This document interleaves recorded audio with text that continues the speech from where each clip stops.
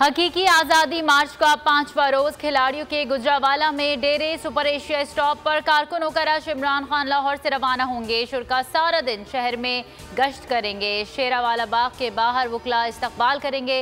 इमरान खान गोंदलावाला चौक में शाम 5 बजे खिताब करेंगे। ट्वीट में लिखा, आज गुजरावाला शहर से गुजरेंगे। सिंध से हकीकी आज़ादी का कारवां सफ़र शुरू हो चुका है।